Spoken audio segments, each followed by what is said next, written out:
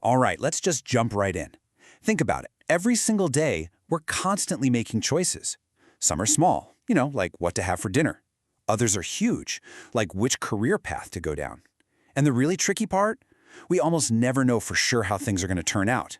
So today, we're going to unpack a really powerful way to think about navigating all that uncertainty and hopefully make some much better choices. This is it, right? This is the question.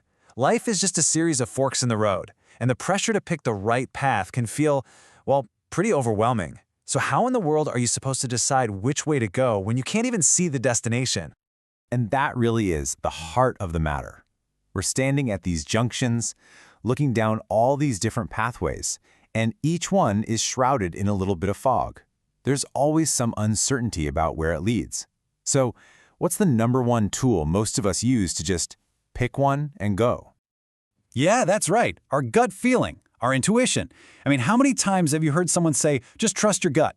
But what if that's not actually the best advice? What if sometimes it's a trap? And this quote just lays it all out there, doesn't it?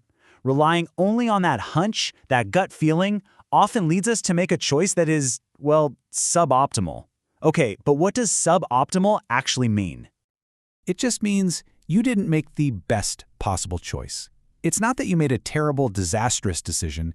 It just means you picked a path that was kind of meh when a much, much better one was right there. You settled. So if our intuition can be a trap, what's the alternative?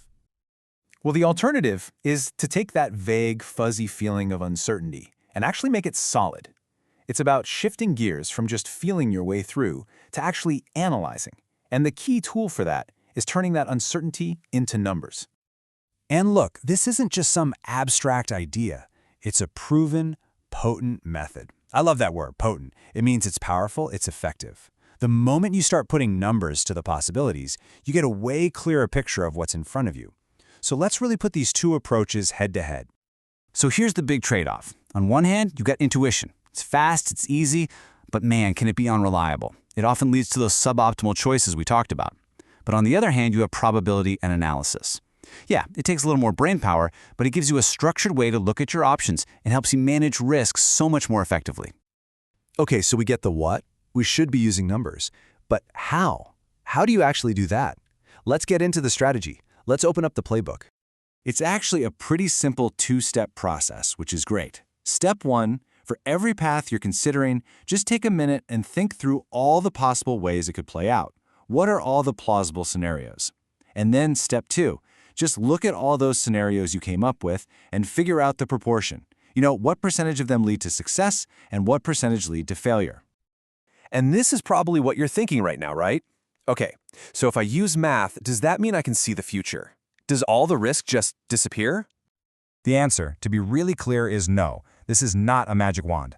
The world is always going to be an uncertain place, and using probability doesn't change that basic fact. Risk is always going to be part of any big decision. And that is the whole point. The goal isn't to get rid of risk, because you can't. The goal is to manage it. It's about understanding the odds, weighing the good against the bad, and making your choice with your eyes wide open, totally aware of the landscape of what's possible. So, what's the big takeaway from all this? What do you actually get by using this new approach? Simply put, you get a much, much better map.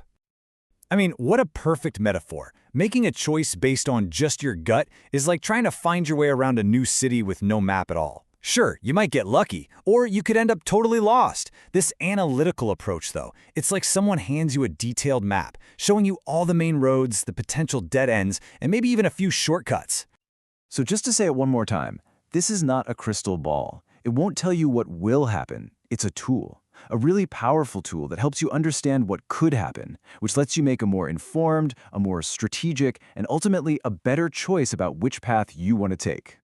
And that really brings it back to you. Think for a second about a decision you're facing right now. It could be big, it could be small. Instead of just going with your gut feeling, what would happen if you started to sketch out a map? What would it look like to turn some of that uncertainty into numbers? It's a really powerful shift in thinking, and it might just change how you navigate your entire journey from here on out.